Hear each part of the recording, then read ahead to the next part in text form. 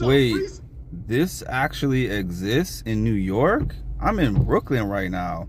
No horn honking, $350 fine?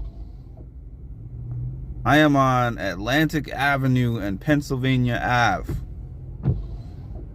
So who enforces this fine?